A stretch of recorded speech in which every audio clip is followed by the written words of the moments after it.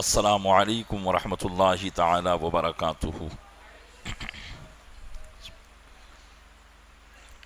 الحمد للہ نحمده ونستعینه ونستغفره ونؤمن به ونتوکل علیہ ونعوذ باللہ من شرور انفسنا ومن سیئات اعمالنا، من يهده الله فلا مضل له ومن يضلله فلا هادي له، ونشهد أن لا إله إلا الله وحده لا شريك له، ونشهد أن سيدنا ومولانا محمدا عبده ورسوله، أما بعد فأعوذ بالله من الشيطان الرجيم، بسم الله الرحمن الرحيم، لقد كان لكم في رسول الله أسوة حسنة، آمنت بالله صدق الله مولانا العظيم، وبلغنا رسوله النبي الأمين المكين الكريم، ونحن على ذلك لمن الشاهدين والشاكرين والحمد لله رب العالمين۔ آئیے سب سے پہلے ہم اور آپ آقا نامدار مدینے کے تاجدار، دونوں عالم کے مالک و مختار، نائب پروردگار، گلشن ہستی کی اولین فصل بہار کے دربار گوہربار میں درود پاک کا قیمتی ہار پیش کریں۔ اللہم صلی علی سیدنا شفیعنا نبینا مولانا محمد معدن الجود والکرم وآلہ وبارک وسلم۔ عزت و محبت کے ساتھ ایک مرتبہ اور پڑھیں، اللہم صلی علی سیدنا شفیعنا نبینا مولانا محمد معدن الجود والکرم وآلہ وبارک وسلم۔ گنبد خضراء کے تصور کے ساتھ ایک مرتبہ اور پڑھیں، اللہم صلی علی سیدنا شفیعنا نبینا مولانا محمد معدن الجود والکرم منبع العلم والحلم والحکم وآلہ واصحابہ وبارک وسلم، صلاۃ و سلاما سرمدا دائما ابدا علیک یا رسول اللہ۔ الحمدللہ ہم اور آپ آقا نامدار مدینے کے تاجدار، دونوں عالم کے مالک و مختار جناب احمد مجتبیٰ حضرت محمد مصطفیٰ ارواحنا فداہ علیہ التحیۃ والثناء صلی اللہ علیہ وسلم کی بارگاہ بے کس پناہ میں میلاد پاک کے موقع پر خراج عقیدت پیش کرنے کے لیے حاضر ہوئے ہیں۔ اللہ تبارک و تعالی اپنے محبوب صلی اللہ علیہ وسلم کے صدقے میں ہمارا یہاں جمع ہونا اپنی بارگاہ میں قبول فرمائے، اور اس محفل میلاد کو ہمارے لیے ذریعہ نجات بنائے، آمین بجاہ النبی الامین صلی اللہ تعالی علیہ وآلہ واصحابہ تسلیم۔ آپ لوگوں سے گزارش کروں گا کہ کچھ قریب قریب آ جائیں، اور زیادہ ہو سکے تو سامنے کی طرف بیٹھیں تاکہ مجھے بیان کرنے میں بھی آسانی رہے۔ درود پاک پڑھے، اللہم صلی علی سیدنا شفیعنا نبینا مولانا محمد معدن الجود والکرم وآلہ وبارک وسلم، صلاۃ و سلاما علیک یا رسول اللہ۔ ہے کلام الہی میں شمس و ضحیٰ، ہے کلام الہی میں شمس و ضحیٰ، تیرے چہرے نور فضا کی قسم۔ کلام الہی قرآن مجید، اس میں آپ نے سورہ والشمس اور سورہ والضحیٰ پڑھی ہوگی۔ سورہ والشمس والشمس وضحاها والقمر اذا تلاها اور والضحى واللیل اذا سجا، یہ تو سورت کریمہ مشہور ہے۔ مفسرین فرماتے ہیں کہ شمس کا معنی تو سورج ہوتا ہے، اور ضحیٰ کہتے ہیں اس وقت کو جب کہ سورج طلوع ہوتا ہے، اسی کو ہم چاشت کا وقت بھی کہتے ہیں، اشراق کا وقت بھی کہتے ہیں، جبکہ سورج طلوع ہو کر سوا نیزے پر بلند ہو جاتا ہے، مکروہ وقت ختم ہوتا ہے اور نفل پڑھنے کا وقت شروع ہو جاتا ہے فجر کی نماز کے بعد۔ اس کو کہتے ہیں ضحیٰ۔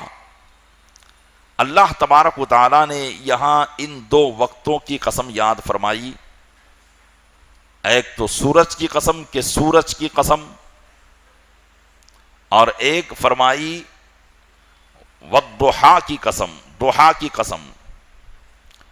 بعض مفسرین یہ فرماتے ہیں کہ یہاں سورج سے مراد رسول اکرم صلی اللہ علیہ وسلم کا چہرہ مبارکہ ہے، صلی اللہ علیہ وسلم کا چہرہ مبارکہ ہی ہے، یعنی اللہ تبارک و تعالیٰ ارشاد فرما رہا ہے کہ اے محبوب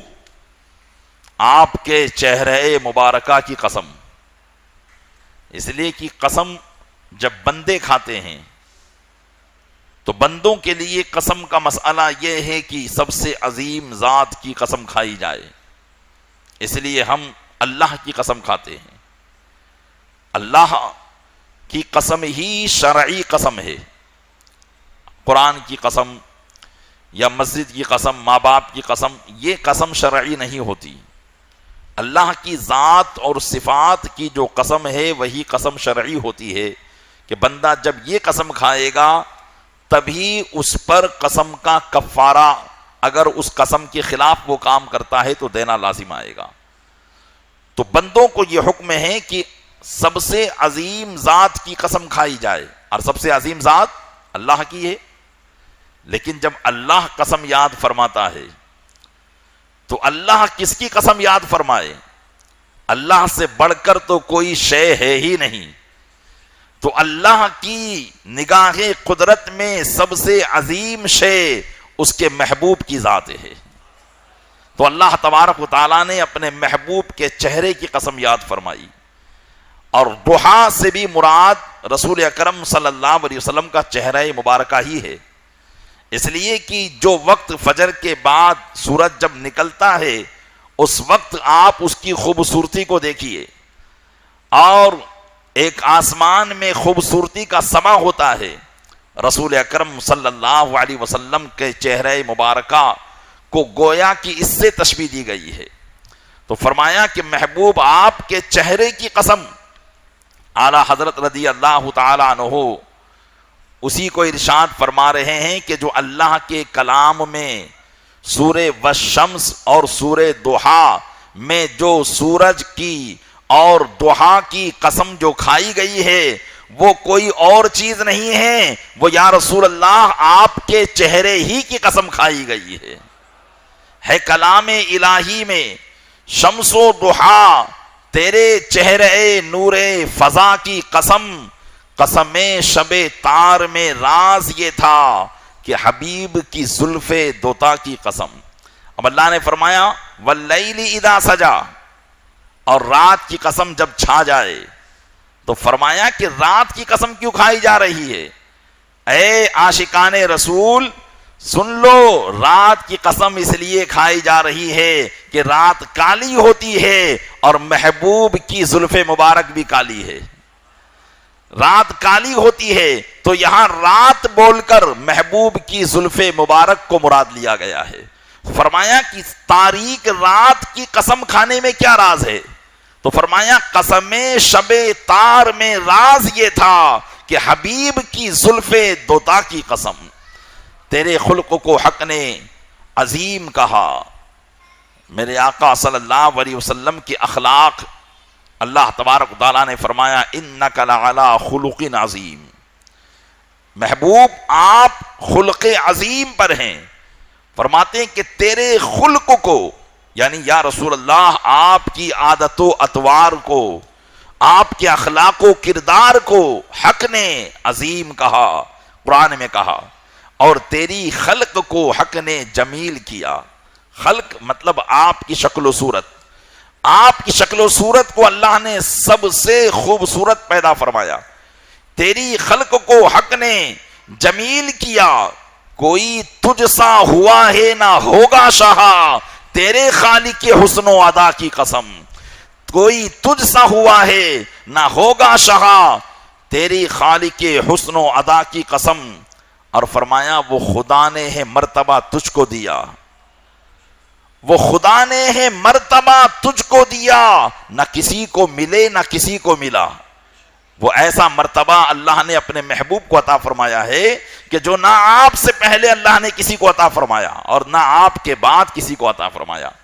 کہ جب انبیاء کرام اپنی کتابوں میں میرے آقا صلی اللہ علیہ وسلم کا تذکرہ پڑھتے تھے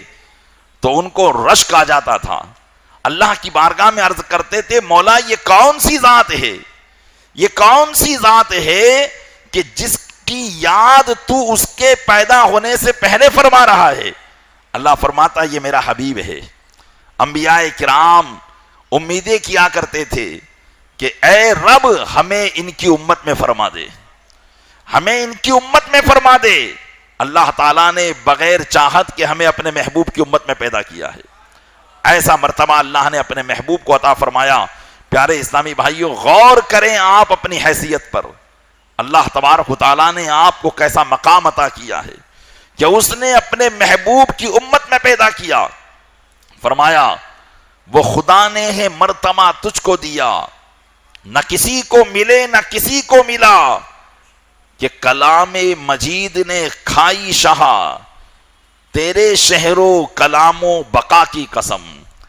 اللہ تبارک و تعالیٰ نے قرآن کریم میں اپنے محبوب کے شہر کی بھی قسم یاد فرمائی ہے۔ فرماتا ہے لا اقسم بہذا البلد وانت حل بہذا البلد، محبوب قسم ہے اس شہر کی۔ اب یہاں شہر سے مراد مکہ مکرمہ ہے، تو کوئی یہ کہہ سکتا تھا کہ مکہ مکرمہ کی قسم اس لیے یاد فرمائی کہ وہاں کعبہ ہے، وہاں اللہ کی نشانیاں صفا اور مروہ ہے۔ اللہ تعالیٰ نے اس مسئلے کو خود ہی حل فرما دیا تاکہ کوئی محبوب کے مرتبے کو گھٹانے والا اس میں کوئی شک نہ نکالے اور یہ نہ کہے کہ مکہ کی قسم اس لیے یاد فرمائی۔ فرمایا کہ مکہ کی قسم، اس شہر کی قسم کیوں یاد فرمائی؟ وَأَنْتَ حِلٌّ بِهَذَا الْبَلَدِ، اے محبوب اس لیے کہ آپ اس شہر میں موجود ہیں، آپ اس شہر میں موجود ہیں۔ لا اقسم بهذا البلد، یہاں پر اللہ تبارک و تعالیٰ نے اپنے محبوب کے شہر کی قسم یاد فرمائی، اور دوسری جگہ پر اللہ نے اپنے محبوب کے قول کی قسم یاد فرمائی کہ محبوب تمہاری بات کی قسم، تمہاری قول کی قسم۔ آپ غور کریں کہ قسم کون کھاتا ہے؟ قسم وہ کھاتا ہے جو کسی سے محبت کرتا ہے۔ اللہ کو اپنے محبوب سے ایسی محبت ہے کہ ان کے شہر کی بھی قسم یاد فرمائی اور ان کی فرمان، ان کی گفتگو کی بھی قسم یاد فرمائی اور ان کی عمر کی بھی قسم یاد فرمائی۔ ہم اور آپ جس سے محبت کرتے ہیں تو ہم کہتے ہیں نا تیری زندگی کی قسم، تیری عمر کی قسم۔ اللہ فرماتا ہے لعمرک انہم لفی سکرتہم یعمہون، اے محبوب آپ کی عمر کی قسم، آپ کی زندگی کی قسم، بے شک یہ قوم لوط نشے میں بھٹک رہی تھی۔ اللہ نے یہ اپنے محبوب کی زندگی کی قسم یاد فرمائی، تو کیسا بڑا مرتبہ اللہ نے اپنے محبوب کو دیا۔ اسی لیے اعلیٰ حضرت نے فرمایا وہ خدا نے ہے مرتبہ تجھ کو دیا، نہ کسی کو ملے نہ کسی کو ملا، کہ کلام مجید نے کھائی شاہ، تیرے شہر و کلام و بقا کی قسم۔ اور فرمایا تیرا مسند ناز ہے عرش بری۔ یا رسول اللہ آپ کی مسند، آپ کا تخت و تاج روئے زمین نہیں ہے،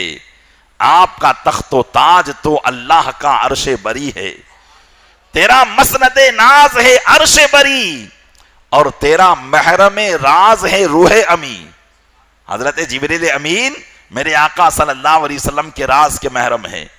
تیرا محرم راز ہے روح امی، تو ہی سرور ہر دو جہاں ہے شاہ، تو ہی سرور ہر دو جہاں ہے شہا، تیرا مثل نہیں ہے خدا کی قسم، تیرا مثل نہیں ہے خدا کی قسم۔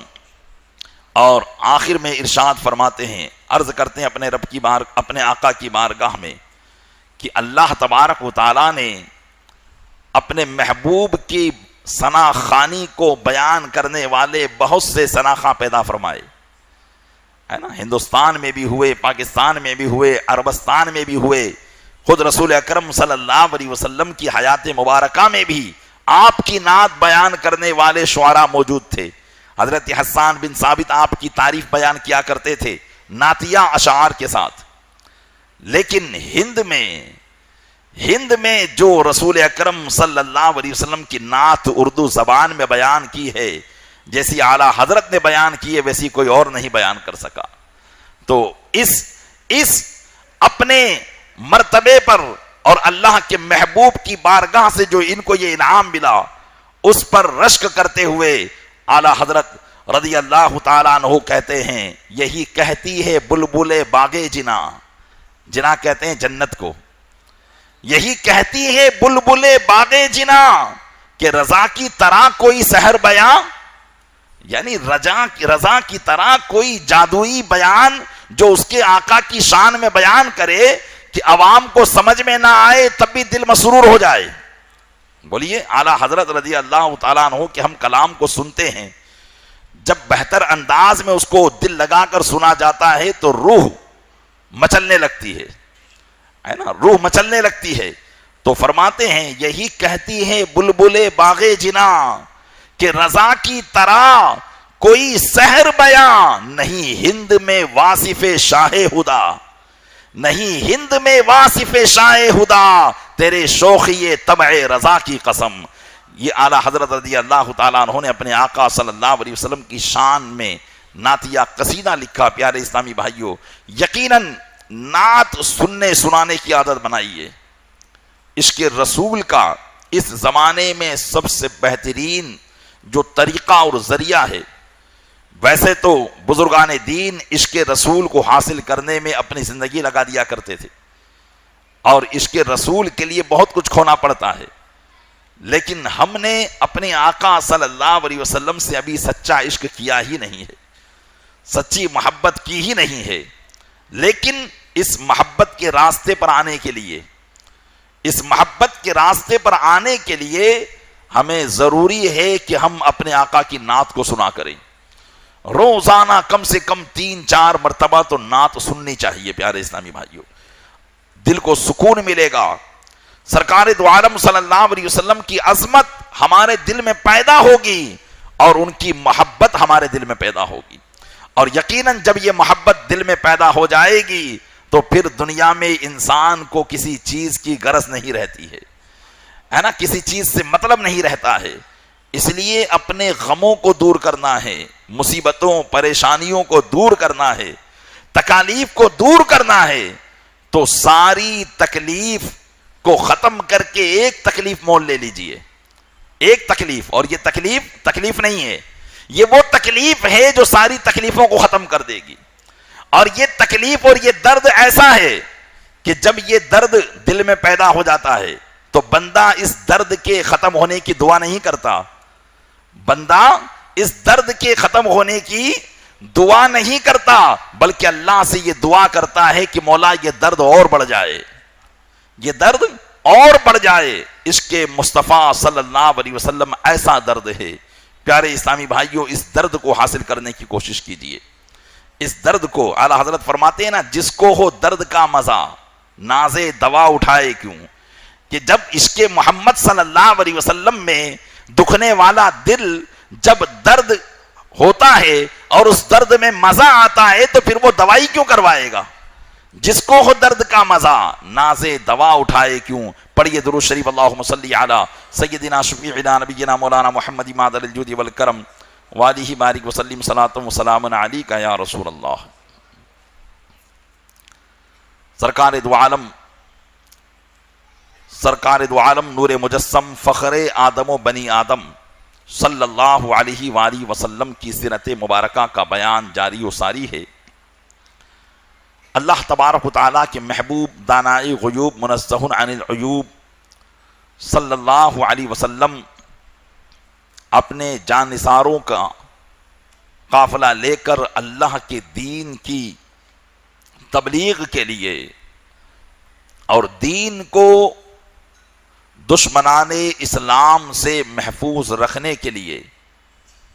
اور اعلاء کلمت الحق کی خاطر اللہ کے کلمے کو بلند کرنے کے لیے مکہ فتح کرنے کے بعد جب حنین سے پتہ چلا کہ میدان حنین میں حنین کے رہنے والے قبیلے بنو حوازن اور ثقیف اور دیگر اطراف کے قبائل اسلام کو ختم کرنے کی کوششیں کر رہے ہیں، تو رسول اکرم صلی اللہ علیہ وسلم نے ان کی ان کوششوں کو ناکام کرنے کے لیے پیش قدمی فرمائی، جس کے تعلق سے مختصر سی بات آپ نے کل سماعت کی تھی۔ اس لشکر میں رسول اکرم صلی اللہ علیہ وسلم کے جو جانثار صحابہ تھے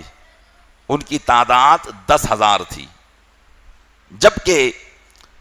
مد مقابل کی جو تعداد تھی، جیسا کہ میں نے بتایا تھا کہ بعض راویوں نے تو مورخین نے یہ بیان کیا ہے کہ وہ 20,000 تھے، اور ایک روایت کے مطابق 30,000 بھی ان کی تعداد آتی ہے کہ 30,000 بہترین جنگجو ان کے ساتھ میں تھے۔ میرے آقا صلی اللہ علیہ وسلم اپنے 10,000 صحابہ کرام کا یہ لشکر لے کر روانہ ہوئے، اور سن ہجری 8 شوال المکرم کی 6 تاریخ کو مکہ مکرمہ سے آپ کی روانگی ہوئی، اس لیے کہ مکہ مکرمہ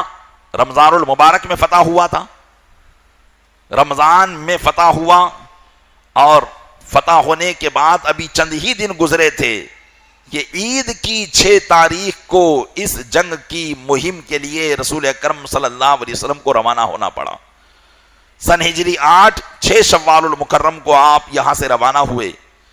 عموماً سفر میں میرے آقا صلی اللہ علیہ وسلم کے ساتھ کوئی نہ کوئی امہات المومنین رہا کرتی تھی،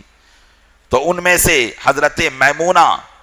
اور حضرت ام سلمہ رضی اللہ تعالیٰ عنہما، یہ 2 زوجہ محترمہ میرے آقا صلی اللہ علیہ وسلم کے ساتھ میں اس سفر میں تھی۔ 10,000 تو آقا صلی اللہ علیہ وسلم کے وہ صحابہ تھے جو مدینہ منورہ سے مکہ مکرمہ فتح کرنے کے لیے آئے تھے، جن میں مہاجرین بھی تھے، انصار بھی تھے، لیکن ساتھ میں کچھ وہ لوگ بھی ہو گئے تھے جو ابھی ابھی تازہ ایمان لائے تھے، لیکن ابھی انہوں نے رسول اکرم صلی اللہ علیہ وسلم کی صحبت سے شرف یابی حاصل نہ کی تھی۔ کلمہ تو پڑھ لیا تھا، لیکن دل میں جو جانثاری کا جذبہ ہوتا ہے اور ایمان پر استقامت کی جو بات ہوتی ہے وہ ان کے اندر ابھی مکمل پیدا نہیں ہوئی تھی، اور اسلام کی سچی محبت بھی ابھی ان کے دلوں میں جاں گزی نہیں ہوئی تھی۔ لیکن ایسی تعداد جن کی تقریباً 2,000 کے قریب تھی جو ابھی ابھی ایمان لائے تھے، یہ بھی آقا صلی اللہ علیہ وسلم کے ساتھ شریک ہو گئے، اور ان میں سے بیشتر وہ تھے جو مسلمان کے ولولوں اور دبدبوں کو دیکھ کر ایمان لے آئے تھے، اور ابھی ایمان کی محبت ان کے دل میں داخل نہیں ہوئی تھی۔ تو ان کے اس جنگ میں شریک ہونے کا مقصد یہ تھا کہ اگر مسلمانوں کو فتح یابی ہو گئی، جیت مل گئی، تو مال غنیمت ہاتھ آئے گا، تو مال غنیمت میں ہمارا بھی حصہ ہوگا، اس لیے کہ جو مال مد مقابل دشمن کی فوج سے فاتح فوج کو ملا کرتا ہے، وہ مال پھر لڑنے والے سپاہیوں میں تقسیم کر دیا جاتا تھا۔ تو ایک تو مال غنیمت کے لالچ میں، اور دوسرا مقصد ان کا یہ تھا کہ قبیلے بنو ثقیف اور بنو حوازن یہ بہت طاقتور اور جنگجو قبیلہ ہے، ہو سکتا ہے کہ سرکار صلی اللہ علیہ وسلم کے ساتھی ان کا مقابلہ نہ کر پائے اور یہ شکست کھا جائیں، تو جب یہ شکست کھا جائیں گے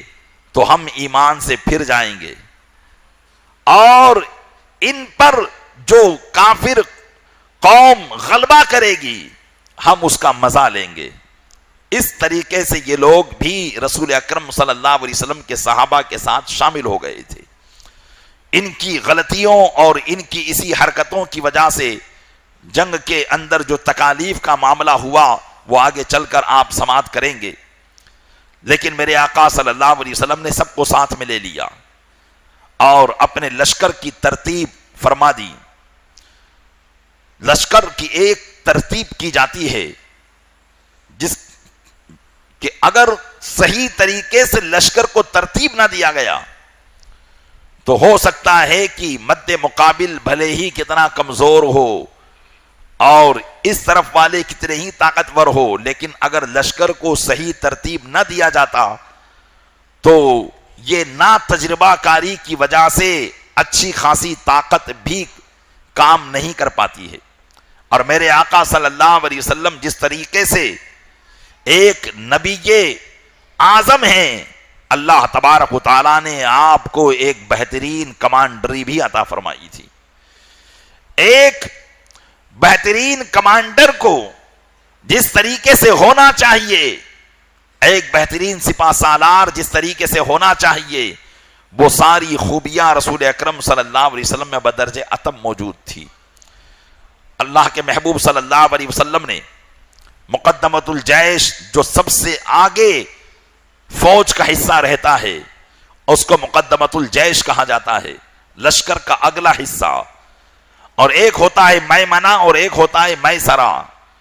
جو دائیں طرف کا حصہ ہوتا ہے اس کو میمنہ کہا جاتا ہے، جو بائیں طرف کا حصہ ہوتا ہے اس کو میسرہ کہا جاتا ہے۔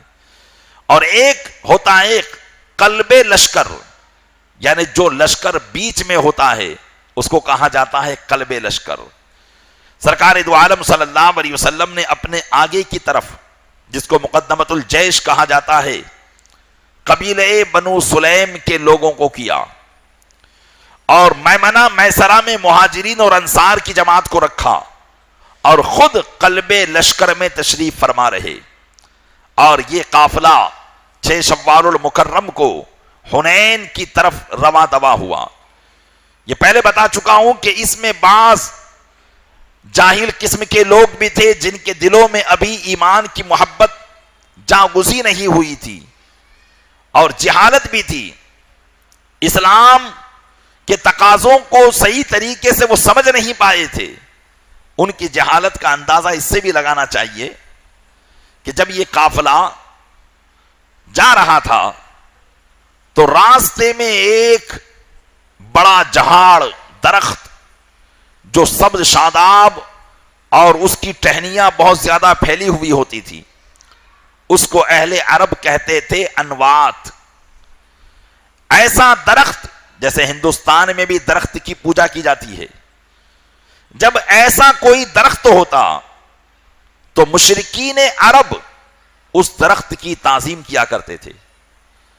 اور برکت لینے کے لیے اپنی تلواروں کو اس درخت پر لٹکایا کرتے تھے، اور پھر وہاں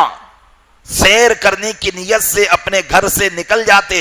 اور اس درخت کے نیچے رات دن گزارتے، جانوروں کو ذبح کرتے، ان کا گوشت پکاتے اور اس درخت کو چڑھایا کرتے تھے۔ یہ ان کا طریقہ تھا۔ اللہ کے محبوب صلی اللہ علیہ وسلم جب تشریف لے جا رہے تھے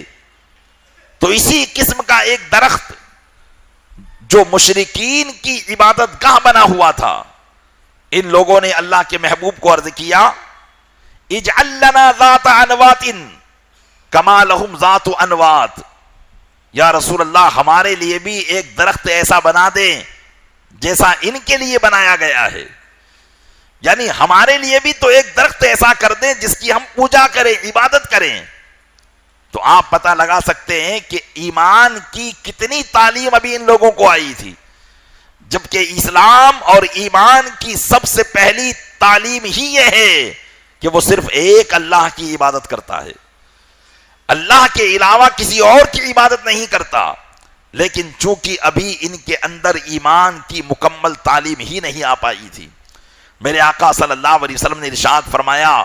کہ تم نے ایسی چیز کا مطالبہ کیا ہے جو مطالبہ موسیٰ علیہ السلام کی قوم نے ان سے کیا تھا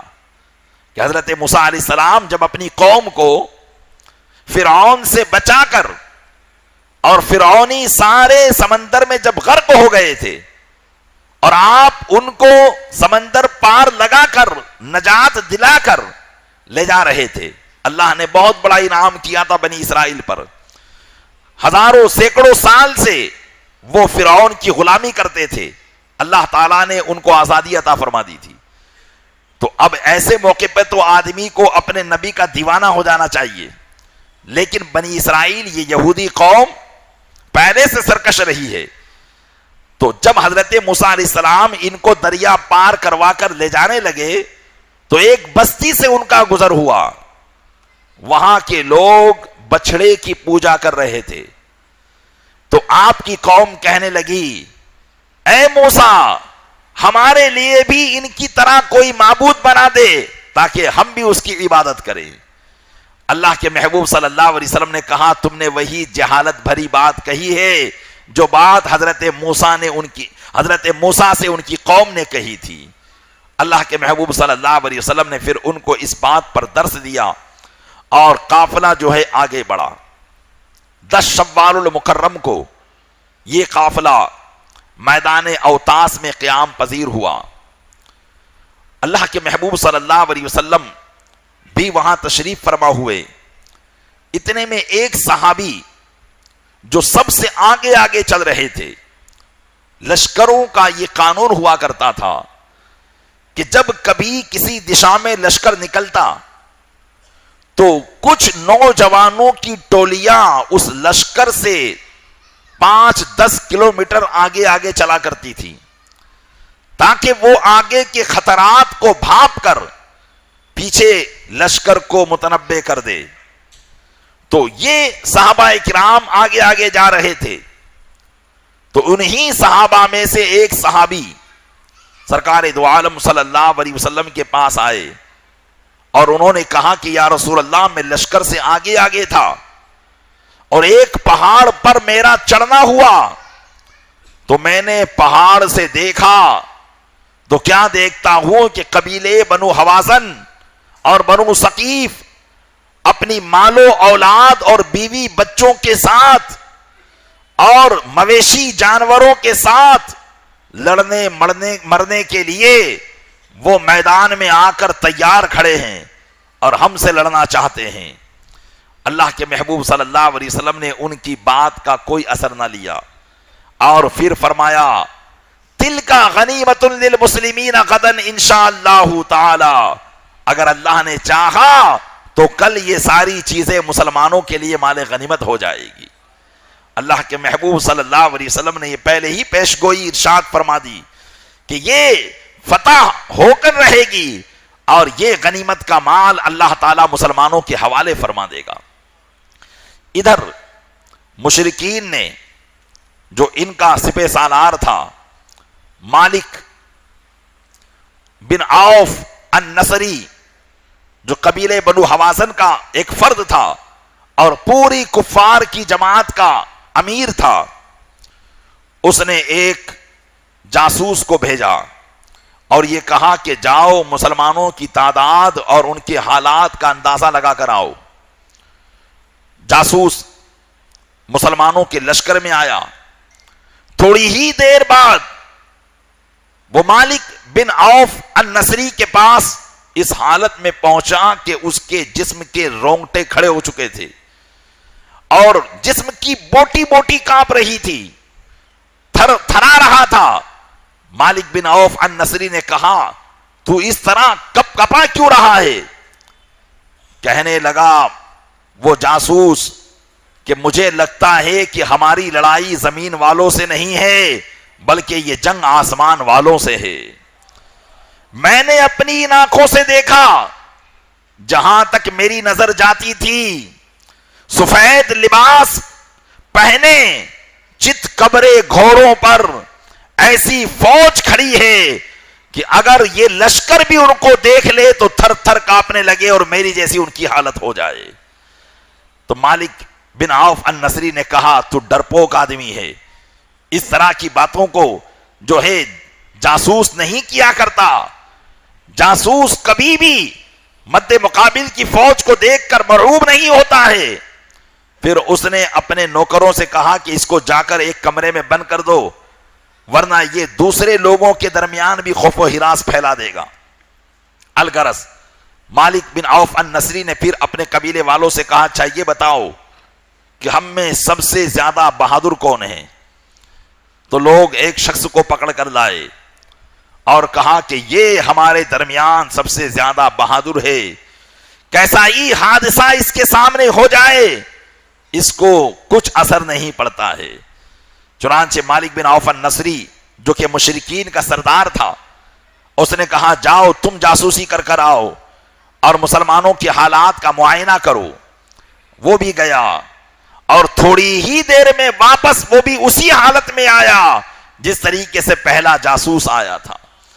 اس کا بھی جسم مسلمانوں کی تعداد کو دیکھ کر کپ کپا رہا تھا, حالانکہ مسلمانوں سے زیادہ تعداد میں یہ لوگ تھے. 30,000 ان کی تعداد تھی اور مسلمانوں کی 10,000 تھی. اس نے بھی سمجھایا کہ مالک اگر تم چاہتے ہو اپنے آپ اور اپنی قوم کو بچانا تو ابھی جنگ کا آغاز نہیں ہوا ہے, ابھی مسلمان بہت دوری پر ہیں, اس سے پہلے کہ جنگ کی لڑائی بھڑکے تم اپنی فوج کو لے کر اپنے گھروں پر چلے جاؤ. لیکن مالک بن عوف النصری کو ایسا گھمنڈ سوار تھا, تکبر سوار تھا کہ وہ نہ مانا. الغرض دونوں سپاہیوں کی طرف سے, دونوں لشکروں کی طرف سے تیاریاں شروع تھی. مالک بن عوف النصری نے درید بن شما, جس کا ذکر میں نے کل گزشتہ کیا تھا, جو مشرکین میں 120 سال سے زائد عمر کا تھا اور بڑا تجربہ کار تھا, چونکہ مسلمانوں کے آنے سے پہلے ہی ان لوگوں نے اپنے کافی انتظامات کر لیے تھے. حنین کا جو مقام تھا جہاں یہ جنگ حنین ہوئی, وہاں بہت ساری چھوٹی چھوٹی پہاڑیاں اور ہر پہاڑیوں میں گہری گہری گفائیں تھی اور کئی کئی وادیاں تھی. جب مسلمان اس طرف نہیں آئے تھے, ان لوگوں نے بہترین تجربہ کار تیر اندازوں کو ان گفاؤں میں چھپا دیا تھا کہ جیسے ہی مسلمان ان گفاؤں سے آگے بڑھے اور ہمارے مقابلے میں آئے, تم پیچھے سے تیر کی بارش کر دینا تاکہ مسلمان بوکھلا جائے. غرض کی ایک عظیم طاقت اپنے بچاؤ کے لیے جو انتظام کر سکتی تھی وہ سارے انتظامات ان لوگوں نے کر رکھے تھے. اللہ کے محبوب صلی اللہ علیہ وسلم نے 10 شوال کو مسلمانوں کو آگے بڑھنے کا حکم دیا اور جنگ کی تربیت فرماتے ہوئے جیسے ہی صبح کا سورج طلوع ہوا, اللہ کے محبوب صلی اللہ علیہ وسلم نے جنگ کی اجازت عطا فرمائی. قبیلے بنو سلیم جو مسلمانوں کا مقدمت الجیش تھا, یعنی آگے کا حصہ تھا, اسی میں یہ 2000 ان کامل کمزور ایمان والوں کی جماعت بھی شامل ہو گئی تھی جو ابھی ابھی ایمان لائے تھے, اور میدان جنگ میں کس صبر و استقامت کے ساتھ ٹھہرنا ہوتا ہے, جو ہم دعا کرتے ہیں نا, ربنا افرغ علینا صبرم وثبت اقدامنا. صحابہ کرام یہ دعائیں میدان جنگ میں کیا کرتے تھے, اے ہمارے رب ہم پر صبر کو اڈیل دے اور ہمارے قدموں کو ثابت فرما. اس لیے کہ جب خوف آدمی کے سامنے ہوتا ہے پیر سے زمین نکل جاتی ہے, آدمی اپنی جان بچانے کے لیے بھاگتا ہے, لیکن مومنین جب یہ دعا پڑھ کر میدان جنگ میں اترتے تھے تو ان کے ہاتھ کٹ رہے ہوتے تھے, تیر کی بوچھاریں ان پر ہوتی تھی, لیکن میدان جنگ میں جم کر کھڑے رہتے تھے. اللہ تبارک و تعالیٰ کا یہ خاص کرم مسلمانوں پر نازل ہو جایا کرتا تھا. پیارے اسلامی بھائیوں, ان باتوں پر غور کرتے چلے جائیں اور اپنے دل کے حالات کو بھی ٹٹولتے رہیں کہ وہ کیسے کامل الایمان تھے اور وہ کیسے اللہ عز و جل کی بارگاہ میں استغاثہ کرتے تھے, دعائیں کرتے تھے. اللہ تعالیٰ ان پر کیسا اپنا کرم نازل فرمایا کرتا تھا. آج ہم ہیں کہ ذرا ذرا سی باتوں میں ڈر جاتے ہیں, کانپ جاتے ہیں, خوف زدہ ہو جاتے ہیں. ہم میں اور ان میں کتنا فرق ہے ان باتوں کو آپ ذہن میں بٹھاتے چلے جائیں اور محسوس کرتے چلے جائیں اور اپنے ایمان کی کمزوری پر افسوس کرے کہ ہمارا ایمان کتنا کمزور ہو گیا ہے۔ وہ صحابہ کرام کی جماعت تھی، اللہ کے محبوب کے جانثار کی جماعت تھی، جو میدان میں ایک مرتبہ دعا کر کے اتر جاتے تھے، ان کے قدم جمے رہتے تھے۔ الغرض صحابہ کرام کا جب یہ قافلہ آگے بڑھا تو صحابہ کرام چونکہ اس سے پہلے جو جنگیں ہوئی، جنگ بدر کو لے لیجئے جو سب سے پہلی جنگ ہوئی، مسلمانوں کی تعداد 313 تھی اور کافرین کی تعداد 1000۔ اس کے بعد جو جنگ احد ہوئی اس میں کافرین 4000 اور مسلمان 1000، اور اس کے بعد جو جنگ خندق ہوئی اس میں بھی مسلمانوں کی تعداد بہت کم تھی اور مشرکین کی تعداد 10,000 تھی۔ یہ 3 جنگیں کافرین سے مسلمانوں کی ہو چکی تھی جس میں مسلمانوں کی تعداد بہت کم تھی، لیکن اللہ تبارک و تعالیٰ نے اس کے باوجود ان تینوں جنگوں میں مسلمانوں کو فتح عطا فرمائی تھی۔ تو آج صحابہ کرام اور بعض صحابہ اس معاملے کو دیکھ رہے تھے کہ آج تو ہماری تعداد 10,000 ہیں، آج تو ہم 10,000 ہیں، آج تو ہم مشرکین کا قیمہ بنا دیں گے۔ اور بعض کی زبان سے نکلا لن نغلبا الیوم من قلت، کہ کمی کی وجہ سے ہم اب مغلوب نہیں ہوں گے۔ اور بعض کہنے لگے الآن نقاتل حین استمعنا، کہ لڑنے کا مزہ تو اب آئے گا کہ اب تو مدینہ کے بھی لوگ جمع ہو گئے اور مکہ کے لوگ بھی جمع ہو گئے ہیں۔ لیکن یہ کلام جو تھا یہ تکبرانہ کلام تھا۔ مسلمان کبھی بھی اپنی کثرت پر بھروسہ نہیں کرتا ہے، اپنی تعداد پر بھروسہ نہیں کرتا ہے، بلکہ مسلمان کا توکل اور بھروسہ اللہ کی ذات پر ہوتا ہے، اللہ کی ذات پر بھروسہ ہوا کرتا ہے۔ اللہ کے محبوب کو جب یہ بات پتا چلی کہ مسلمان اس طریقے کی گفتگو کر رہے ہیں، آپ نے سخت ناراضگی کا اظہار کیا، سخت ناراضگی کا اظہار کیا اور ارشاد فرمایا کہ یہ باتیں ہمارے لیے مناسب نہیں ہے، کیونکہ یہ تکبر کی باتیں ہیں۔ مسلمان کبھی بھی اپنی طاقت و قوت پر بھروسہ نہیں کرتا، بلکہ وہ اللہ کی ذات پر بھروسہ کیا کرتا ہے۔ پیارے اسلامی بھائیوں، دیکھیے ایک اتنا بھروسہ اپنی طاقت پر عظیم جماعت نے کیا تھا، اس کی سزا یہی ملی، یہی معاملہ ہوا۔ اور ہم اور آپ یہ ہیں کہ اپنی تعریف کیے نہیں تھکتے ہیں، اپنی تعریف کیے نہیں تھکتے ہیں، ہاتھ پیر میں دم نہیں ہے، لیکن اس کے باوجود اگر کسی سے لڑنے کا معاملہ آ جائے تو ہمیں اپنی طاقت پر بہت گھمنڈ و غرور ہوتا ہے، بہت تکبر ہوتا ہے۔ مسلمان کو ہمیشہ بھروسہ اللہ کی ذات پر رکھنا چاہیے۔ چنانچہ جب صحابہ کرام کا یہ لشکر آگے بڑھا تو وہ لوگ جو کمین گاہوں میں چھپے ہوئے تھے، پہاڑوں کی غاروں میں چھپے ہوئے تھے، انہوں نے پیچھے سے مسلمانوں پر تیر کی بوچھار کر دی۔ مقدمۃ الجیش جو آگے تھا، قبیلے بنو سلیم، ان کے اندر وہ ناقص الایمان لوگ، کمزور ایمان والے جو ابھی ابھی ایمان لائے تھے، وہ بھی ملے ہوئے تھے۔ جب تیروں کی بوچھار آئی تو مسلمانوں کی طرح ان میں جذبہ نہیں تھا کہ اس کا مقابلہ کرے اور جنگ میں ڈٹے رہے، انہوں نے بھاگنا شروع کر دیا۔ اور جیسے ہی بھاگنا شروع کیا تو ظاہر سی بات ہے کہ جب آگے کے لوگ پیچھے بھاگتے ہیں تو پیچھے والوں کا سنبھلنا مشکل ہو جاتا ہے۔ حالانکہ پیچھے صحابہ کی جماعت تھی، لیکن جب انہوں نے آگے والوں کو بھاگتے دیکھا تو یہ بھی بھاگنے لگے، یہاں تک کہ اللہ کے محبوب صلی اللہ علیہ وسلم صرف اپنے 10 جانثار صحابہ کے ساتھ تنہے تنہا میدان میں ثابت قدم رہے۔ میرے آقا صلی اللہ علیہ وسلم نے پیٹھ نہ پھیری اور ان کے ساتھ حضرت ابوبکر صدیق، حضرت فاروق اعظم، حضرت عثمان غنی، حضرت مولائے کائنات، حضرت عباس بن عبد المطلب، حضرت سفیان بن حارث جو رسول اکرم صلی اللہ علیہ وسلم کے چچا زاد بھائی تھے، حضرت عبداللہ بن مسعود، حضرت ایمن، اس طریقے کے 10 صحابہ کرام میرے آقا صلی اللہ علیہ وسلم کے دائیں بائیں ہی کھڑے رہے اور وہ بھاگ کر نہیں گئے۔ سرکار دو عالم صلی اللہ علیہ وسلم آواز لگا رہے تھے، یا انصار اللہ ورسولہ انا محمد عبدہ ورسولہ، اے اللہ کے مددگاروں اور اس کے رسول کے مددگاروں، میں اللہ کا بندہ اور اس کا رسول ہوں۔ ایھا الناس الیہ، اے لوگوں میری طرف آ جاؤ، میری طرف آ جاؤ۔ رسول اکرم صلی اللہ علیہ وسلم میدان جنگ میں یہ نعرہ بلند فرما رہے تھے۔ چنانچہ حضرت عبداللہ بن مسعود کہتے ہیں کہ تمام لوگ افراتفری کے شکار ہو گئے تھے، جس کو جہاں جگہ مل رہی تھی وہاں وہ بھاگتا چلا جا رہا تھا، لیکن ہم 10 لوگ ایسے تھے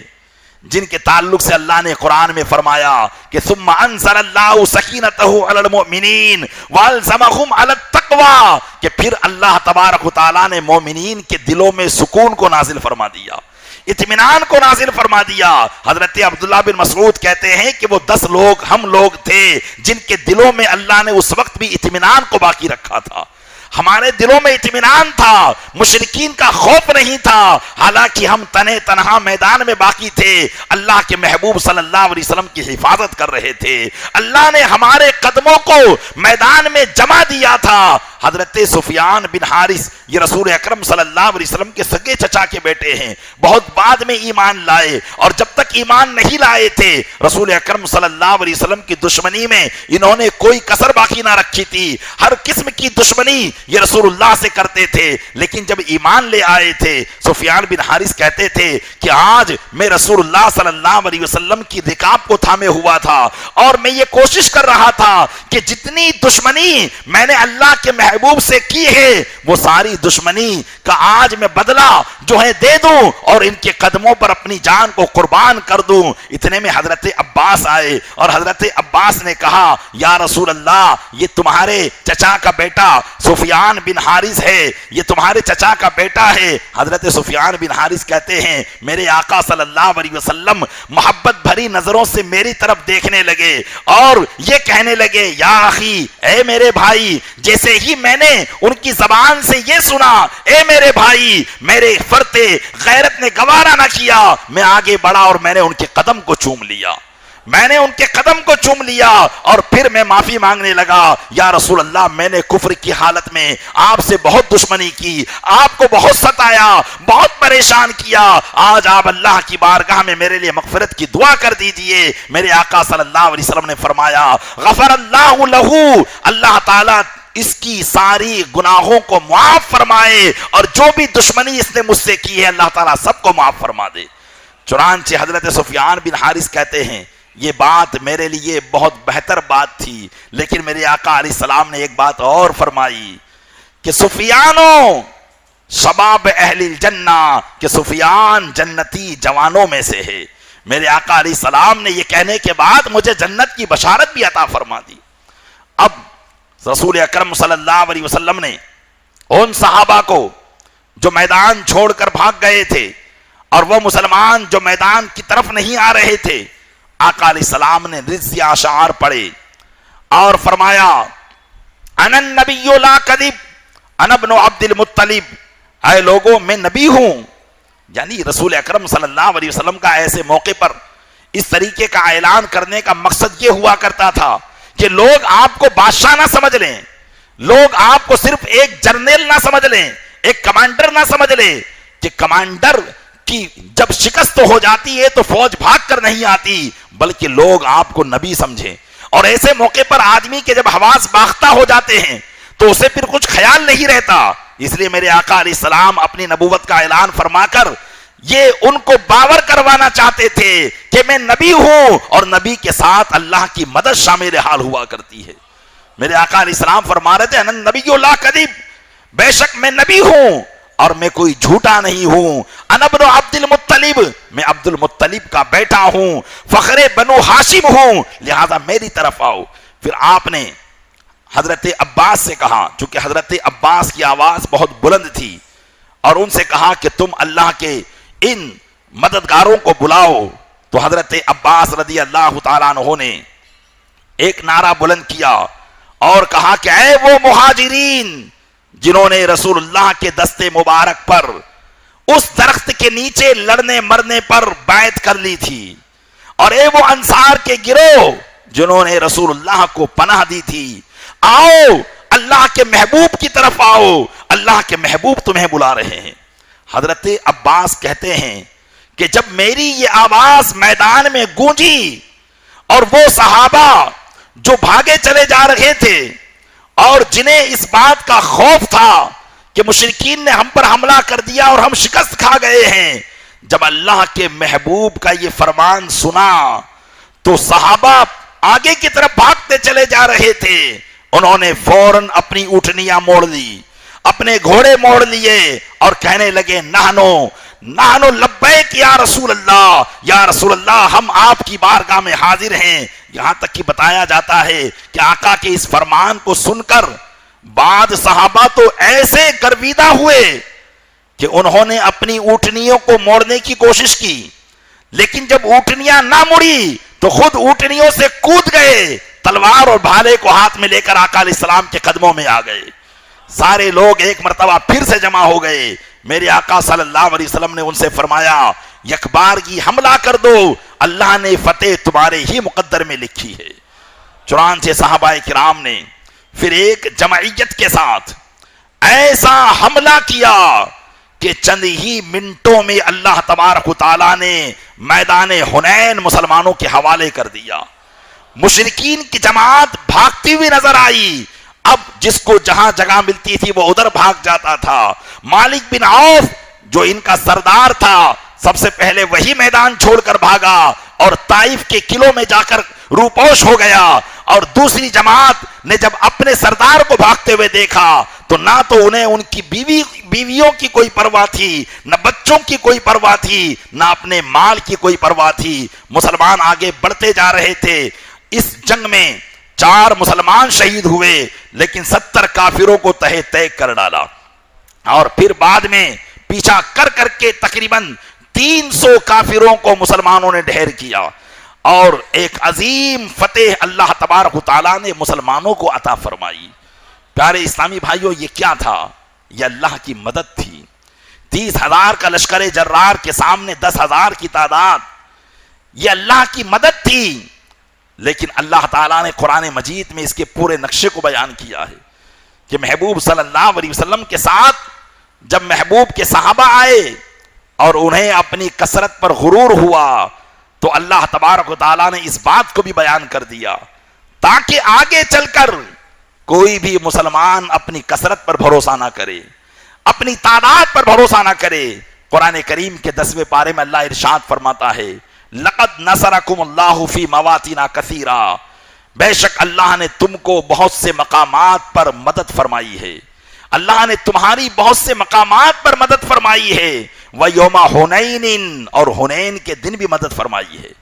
لفظ کے ساتھ ذکر کیا، خاص اس کو بیان کر کے ذکر کیا، اور حنین کے دن بھی مدد فرمائی۔ کب؟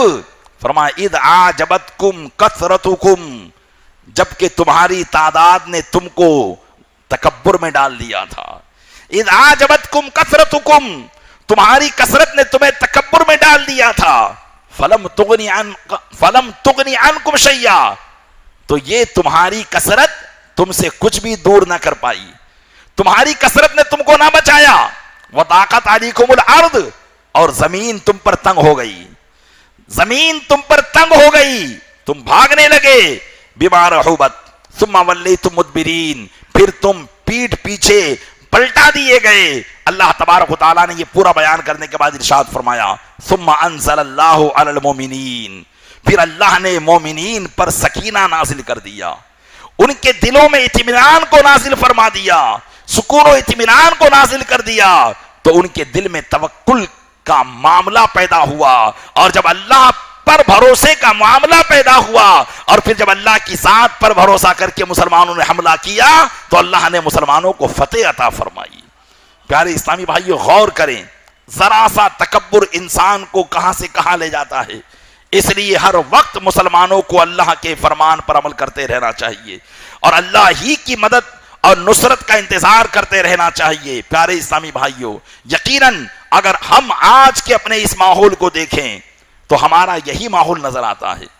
ہمارا یہی ماحول نظر آتا ہے۔ آج ہم قلت میں ہیں، آج کمی میں ہیں، اور ہمیں غیروں کی کثرت مرعوب کر دیتی ہے، غیروں کی کثرت ہمیں ڈرا دیتی ہے، اور غیروں کی کثرت سے ہم بالکل خوف زدہ ہو کر رہ جاتے ہیں۔ ہم نے غیروں کی کثرت کی وجہ سے